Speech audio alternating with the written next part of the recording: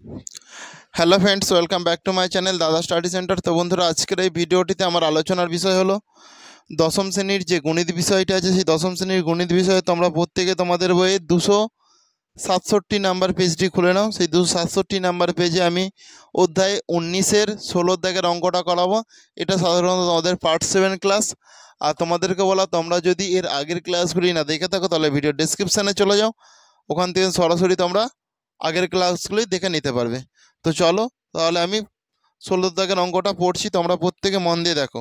এটা 266 নাম্বার পেজে আছে অঙ্কটা, 67 66 আর কি, 66 নাম্বার পেজে আছে। দেখো, বলেছে 16 দাগের অঙ্কটিতে 2 মিটার লম্বা একটি আয়তঘনকার কাঠের লগের প্রস্থচ্ছেদ বর্গাকার।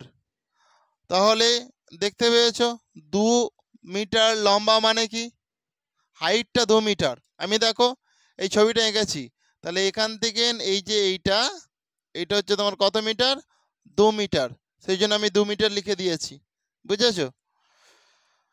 বলেছে যে লগের প্রস্থচ্ছেদ বর্গাকার এবং প্রতিটি বাহুর দৈর্ঘ্য 14 ডেসিমিটার। তাহলে এটা একটা এটা দেখো একটা বর্গাকার প্রস্থচ্ছেদ, বর্গাকার আঁকছি আমি। তাহলে প্রতিটি বাহুর দৈর্ঘ্য 14 ডেসিমিটার, তাহলে তাহলে 14 ডেসিমিটার মানে কি 14 ডেসিমিটার।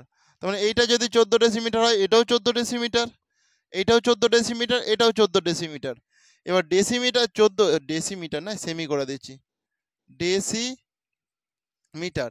এবার ডেসিমিটারকে যখন আমি মিটার করতে যাব, মিটারের পর তো ডেসিমিটার হয়, কিলোমিটার, হেক্টোমিটার, ডেকামিটার, মিটার, তারপর ডেসিমিটার। মানে একে 10 দিয়ে ভাগ করতে হবে, এখানটায় 10 বসিয়ে দিলেই, আর ডেসিমিটার না লিখে এটা মিটার লিখে দেবো। তার মানে কি 1.4 মিটার। তাহলে 14 ডেসিমিটার মানে কি 1.4 মিটার।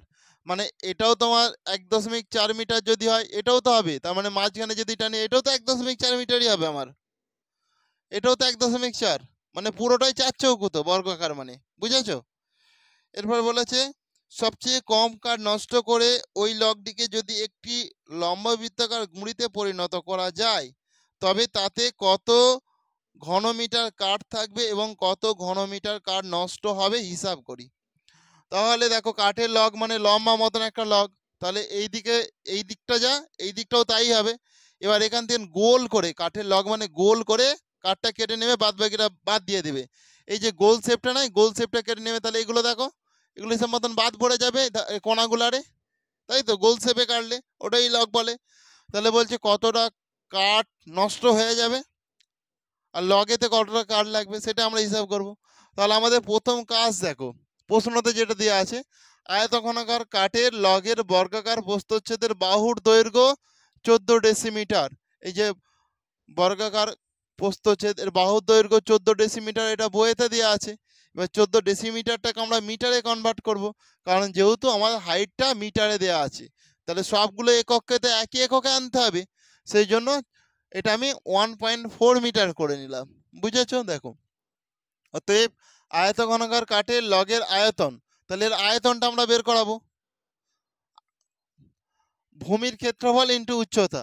তাহলে ভূমির ক্ষেত্রফল ইন্টু উচ্চতা মানে কি, তাহলে 1.4 এর স্কোয়ার, সেই জন্য দুবার 1.4 1.4 হয়ে গেল।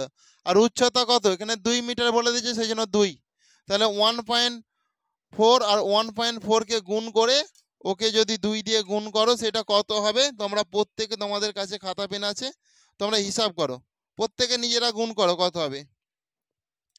আমি এখানে করছি, তবু একটু দেখো, এই যে 1.4কে আমি 1.4 দিয়ে গুণ করছি। দেখো, 4 4 16 6 হাতে থেকে 1, 4 একে 4 আর 1 5, গুণিতক 1 4 4 1 1 1, তাহলে 6, এটা 9, এটা 1, তাহলে একটা দুটোর পর দশমিক, এই জন্য একটা দুটোর পর দশমিক হয়ে গেল।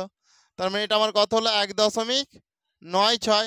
এখনো তো আমার 2 পড়ে আছে, তাহলে এই 2 দিয়ে আমি গুণ করব। 6 দুগুণে 12 2 হাতে থেকে 1, 9 দুগুণে 18 আর 1 19 9 হাতে থেকে 1, 2 একে 2 আর 1 3, তাহলে একটা দুটোর পর দশমিক, মানে কত হয়ে যাচ্ছে এটা 3.92, 3.92। বুঝেছো, কারো কি অসুবিধা আছে? তাহলে এটাই হবে, দেখো এখানটা লিখে দিচ্ছি 3.92 ঘন মিটার। তোমাদের কারো কি এটা বুঝতে সমস্যা আছে কোনো? এটুকু পাঠ নেই নিশ্চয়ই। তাহলে এটা তোমরা প্রত্যেকে এইটুকু পাঠ করে নাও। তাহলে দেখো, তাহলে আমরা এই জিনিসটা পেয়ে গেলাম। তাহলে পুরো কাঠের লগটার যেটা, এবার কাঠ কাঠ তো নষ্ট হয়ে যাবে, কতটা নষ্ট হবে সেটা আমরা দেখো। এই যে পুরো আয়ত ঘনাকার কাঠ আছে, মানে এই পুরো কাঠটার হচ্ছে তোমার আয়তনটা এটা পেয়ে গেছি। এরপরে দেখো, বর্গাকার প্রস্থচ্ছেদ বিশিষ্ট কাঠের লগ্গে সবচেয়ে কম কাঠ নষ্ট করে বৃত্তাকার প্রস্থচ্ছেদে বিশিষ্ট কাঠের গুঁড়িতে পরিণত করা হবে। মানে বৃত্তাকার পরিণত করা হবে, গোল করে কাঠের লগটাকে গোল করে বৃত্তাকারে পরিণত হবে, বুঝেছো? বৃত্তাকারে পরিণত করলে কতটা এই কোণাগুলো, এই কোণার এই কোণার এই যে কোণাগুলো আছে, এই কোণাগুলোর কাঠ নষ্ট হবে তো, তবে তো গোল হবে জিনিসটা। দেখো, তাহলে আমি এটা বইটা পুরো বই থেকে হুবহু লিখে দিয়েছি, এইটুকু পাঠ বইতেই আছে। দেখো, বর্গাকার কি চিত্রের অন্তর্লিখিত পরিবৃত্ত হলো, এটা তো কি বর্গাকার যে পরিবৃত্ত হবে তো, পরিবৃত্ত মানে কি বাইরের দিকটা, অন্তর্বৃত্ত তো নয়। পরিবৃত্ত মানে কি বাইরের দিকটাকে বলে তো। পরিবৃত্ত হলো, অতএব বৃত্তের ব্যাসার্ধের দৈর্ঘ্য বর্গাকার চিত্রের বাহুর দৈর্ঘ্য সমান। বর্গাকার চিত্রের বাহুর দৈর্ঘ্য, এই যে বাহুর দৈর্ঘ্যটা এইটা হচ্ছে এর ব্যাসার্ধ, সরি ব্যাসার্ধ না, এটা ব্যাস, চিত্রের বাহুর দৈর্ঘ্য ব্যাসের দৈর্ঘ্য, ব্যাস, এটাকে ব্যাস বলে তো। এটা যদি একটা পুরো বৃত্ত হয়, পুরোটাকে কি বলে? ব্যাস বলে। আর ব্যাসার্ধ মানে কি, এর হাফটাকে বলে ব্যাসার্ধ। অতএব লম্ববৃত্তাকার গুঁড়ির কাঠের লম্ববৃত্তাকার কাঠের গুঁড়ির ব্যাসার্ধের দৈর্ঘ্য, কিসের দৈর্ঘ্য? ব্যাসার্ধের দৈর্ঘ্য। তাহলে ব্যাসার্ধের দৈর্ঘ্য করলে এই যে 1.4 মিটারকে আমি 2 দিয়ে ভাগ করে দিচ্ছি, তাহলে কি হবে? 0.7 মিটার হয়ে যাবে। তাহলে আমরা 0.7 মিটার পেয়ে গেলাম। এরপরে দেখো, কাঠের গুঁড়ির আয়তন, আয়তনের সূত্র কি? পাই আর স্কোয়ার এইচ, পাই আর স্কোয়ার এইচ। তো পায়ের মান কত? 22/7। আর স্কোয়ার, আর মানে কত? এইটা। তাহলে 0.7 ইন্টু 0.7 স্কোয়ার আছে, মানে দুবার হয়ে গেল। আর এইচ কত? হাইটটা তো সেই 2ই আছে, সেই জন্য এই 2 করে দিলাম। এবার এটাকে আমরা কাটাকুটি করব, কাটাকুটি করে গুণ করে দেখব কত হয়। দেখো, 7 একে 7, তাহলে এটা 0.1, বোঝা গেছে? তাহলে 22কে তুমি যদি 1 দিয়ে গুণ করো, 0.1 দিয়ে 1 2 2 1 2 2, তাহলে দশমিকের পর একটা সংখ্যা আছে, মানে এটা কি 2.2 হয়ে গেল। তাহলে এই যে 2.2, একে আবার এই 0.7 দিয়ে আমরা গুণ করব, 0.7। তাহলে 7 দুগুণে 14, 4 হাতে 1, 7 দুগুণে 14 আর 15। তাহলে একটা দুটোর পর দশমিক, ওই জন্য দুটোর পর আমি দশমিক দিয়ে দিলাম, 1.54 হয়ে গেল সেই জন্য। এরপরে এখানে যেরকম 2 আছে, আমি 2 করে দিচ্ছি। 4 দুগুণে 8, 5 দুগুণে 10, 0 হাতে থেকে 1, 2 একে 2 আর 1 3। তাহলে একটা দুটোর পর দশমিক, সেই জন্য হয়ে যাচ্ছে 3.08। আমরা সেই জন্য এখানটাতে লিখে দেবো সমান 3.08 ঘন মিটার। তাহলে কাঠটা নষ্ট হয়ে যাওয়ার পর এইটুকু কাঠ আছে, গোল যে শেপটা দিয়েছে, গোল শেপে এই যে কোণগুলো নষ্ট হয়ে যাওয়ার পর এখন এতটুকু কাঠ আছে। তাহলে কতটা নষ্ট হয়েছে টোটাল এই কাঠটা থেকে, এইটা আমি বাদ দিলেই কতটা নষ্ট হয়েছে সেটা পরিষ্কারভাবে পেয়ে যাব। আমাকে প্রশ্নতে তো সেটাই দিয়েছে। এরপরে দেখো, তাহলে আমরা কি লিখছি।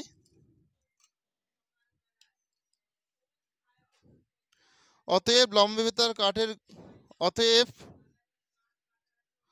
লম্ব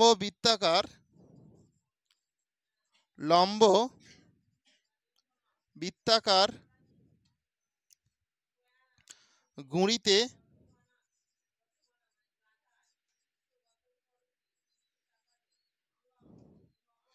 কাঠ থাকবে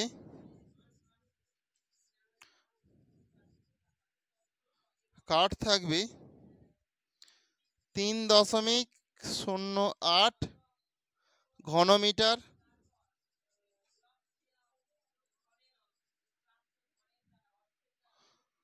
এবং কাঠ নষ্ট হবে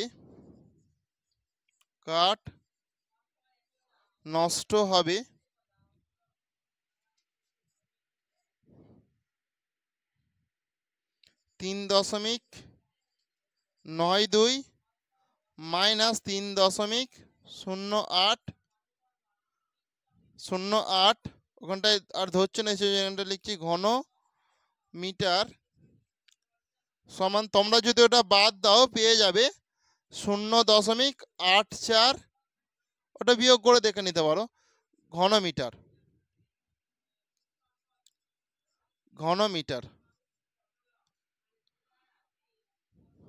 বুঝেছো? কারো কি কোনো অসুবিধা আছে?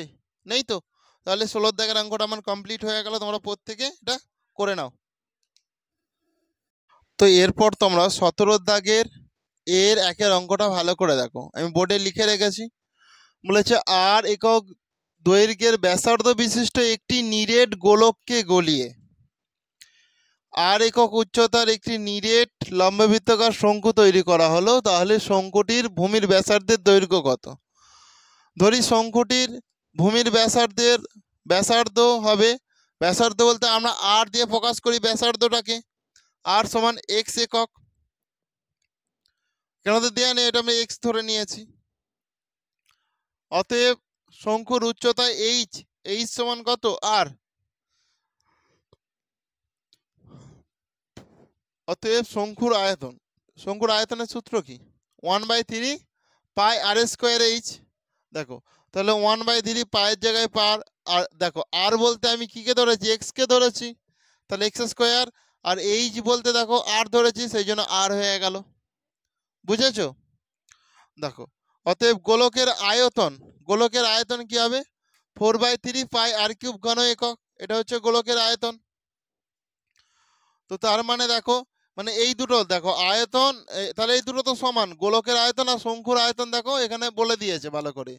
একটি নিরেট লম্ববৃত্তাকার শঙ্কু তৈরি করা যাবে একটি গোলককে গলিয়ে, একটা গোলককে গলিয়ে লম্ববৃত্তাকার শঙ্কু তৈরি করবে। তাহলে এখানে কোন কন্ডিশনটা স্যাটিসফাই হবে আমাদের দেখে নাও ভালো করে। তাহলে এই নিচের 3 এই 3 কেটে গেল।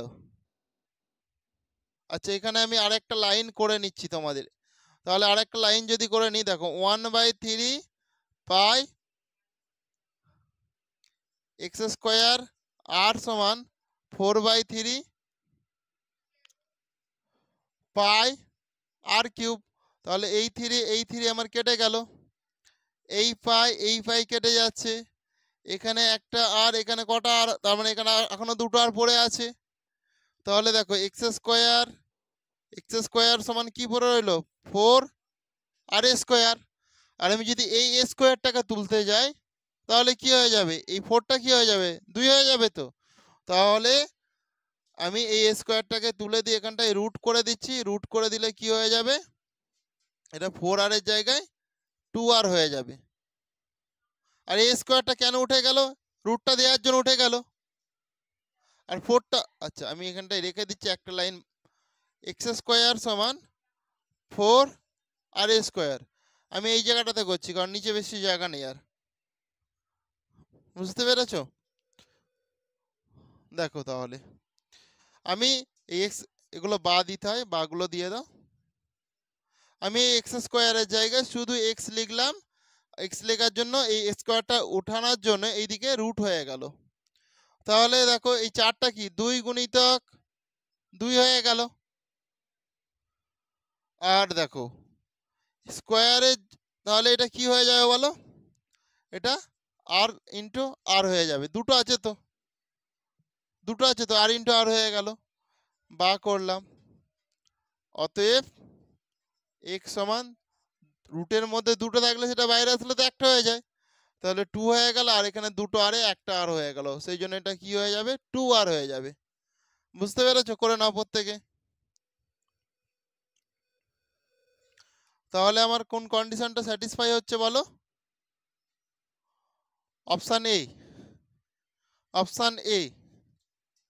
অপশান এই হবে তোমাদের সঠিক উত্তর। কারো কি বুঝতে অসুবিধা আছে? নেই তো? করে নাও প্রত্যেকে মন দিয়ে। তোমরা প্রত্যেকে 17 দাগের এর 2 এর অঙ্কটা দেখো। এখানে বলেছে একটি নিরেট লম্ববৃত্তাকার শঙ্কুকে গলিয়ে একই দৈর্ঘ্যের ব্যাসার্ধ বিশিষ্ট একটি নিরেট লম্ববৃত্তাকার চং তৈরি করা হলো, যার উচ্চতা 5 সেমি এবং শঙ্কুটির উচ্চতা তাহলে কত? শঙ্কুটির উচ্চতা বলেছে, শঙ্কুটির উচ্চতা আমি জানিনি, মানে শঙ্কুটির উচ্চতাকে আমি কি ধরবো? এইচ ধরবো। আর আমার চোঙের উচ্চতা তো 5 সেমি বলে দিয়েছে এখানে পরিষ্কারভাবে, সেই জন্য এটা আমাদের 5 সেমি থাকলো। বুঝেছো? তাহলে দেখো আমরা এখান থেকে করবো, দেখো অতএব শঙ্কুর দেখো সূত্র কি, 1/3 পাই আর স্কোয়ার এইচ।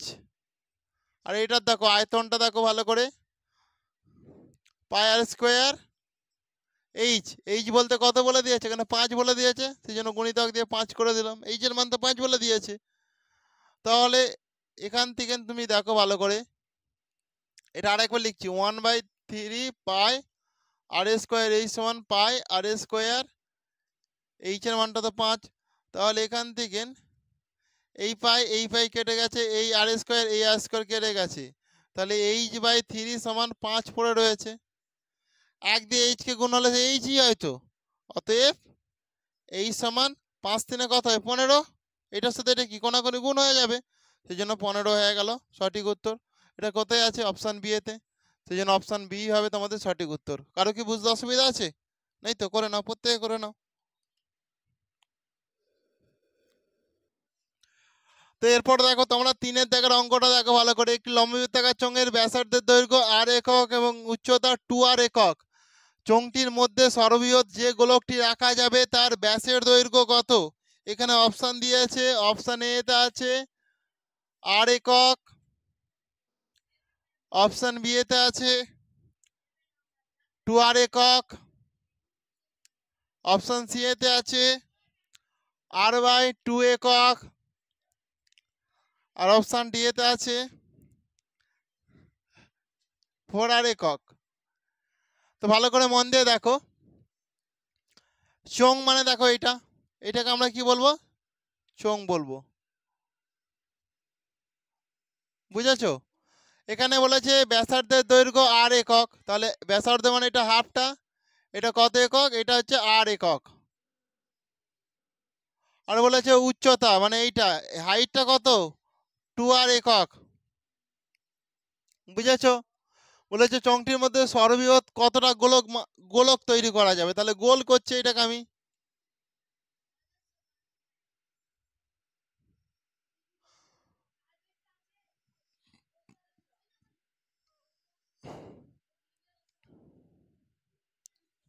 এই যে গোল করলুম, গোলক তৈরি করলুম, তাহলে আমাকে বলছে ব্যাসের দৈর্ঘ্য কত হবে। তাহলে দেখো এইটা তো সহজ, এটা যদি এখান থেকে এখান পর্যন্ত যদি এটা ব্যাস হয়, তাহলে ব্যাসার্ধ মানে পুরোটা, তাহলে এটাও আর মানে কত, 2r হবে। কত আর হবে, 2r হবে তো, তাহলে অপশান নাম্বার বি 2r হবে তোমাদের সঠিক উত্তর। বুঝেছো? করে নাও। তো তোমরা প্রত্যেকে 7-এর দাগের এর 4-এর অঙ্কটা দেখো, আর একক দৈর্ঘ্যের ব্যাসার্ধ বিশিষ্ট একটি নিরেট অর্ধগোলককে সর্ববৃহৎ যে নিরেট শঙ্কু নেওয়া যাবে তা বলেছে। তাহলে এটা কি আমার, এটা অর্ধগোলক, এটা হচ্ছে আমার অর্ধগোলক। এটা কি শঙ্কু যদি তৈরি করে এই মাঝখান থেকে এটা একটা শঙ্কু হয়ে যাবে। এর হাইটটা কত, এইচ, আর এটা কি ব্যাসার্ধ সমান আর, তাহলে আর মানে কি এইচ কে বোঝাচ্ছে, এইচ মানে আর কে বোঝাচ্ছে, তার মানে এরপরে দেখো বলেছে তাহলে আয়তনটা চেয়েছে। আয়তনের সূত্র কি, 1/3 পাই আর স্কোয়ার এইচ। তাহলে 1/3 পাই আর স্কোয়ার এইচ মানে কি 1/3 পাই আর স্কোয়ার, আর এইচ বলতেই তো আর কে বোঝাচ্ছে, তাহলে ইন্টু আর, তার মানে কি হবে, তাহলে দেখো 3/পাই আর কিউব, কারণ এই আর মানে কি 3টে আর, তাহলে এখানটায় 3টে আর হয়ে গেল, আর এই পাইটা কি এখানটায় চলো, কারণ একের সঙ্গে এই পুরোটাকে গুণ করলে এইটাই তো হবে, তাহলে একটা দেওয়ার আর প্রয়োজন নেই। তোমরা এটা কোথায় পাচ্ছ, অপশান ডি এতে, সেই জন্য অপশান ডি হবে সঠিক উত্তর। করে নাও প্রত্যেকে তাড়াতাড়ি।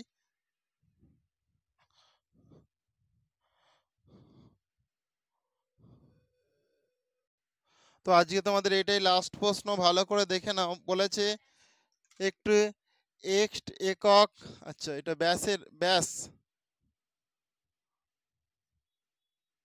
ব্যাস এর দৈর্ঘ্য দেখো, এক্স একক ধার বিশিষ্ট, তাহলে এটা ধারটা সবই এক্স আছে এর, এটাও এক্স, এটাও এক্স, এটাও এক্স, এটাও এক্স। বুঝেছো? একটি নিরেট ঘনক থেকে সর্ববৃহৎ একটি নিরেট গোলক কেটে নেওয়া হবে।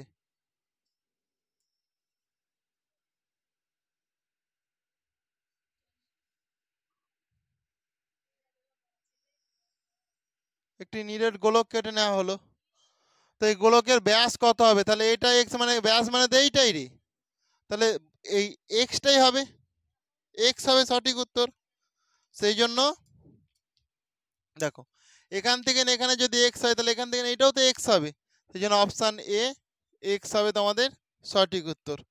তো বন্ধুরা তাহলে আজকের ক্লাসটা আমি এখানেই শেষ করলাম। আর ক্লাসটি তোমাদের কেমন লাগলো তোমরা তা প্রত্যেকে কমেন্টে জানিও। আর ক্লাসটি যদি তোমাদের প্রকৃতি ভালো লেগে থাকে তাহলে অবশ্যই তোমরা বেশি বেশি পরিমাণে বন্ধু বান্ধবদের মধ্যে শেয়ার করে দিও। থ্যাংক ইউ, আসছি তাহলে নেক্সট ক্লাস আবার দেখা হবে।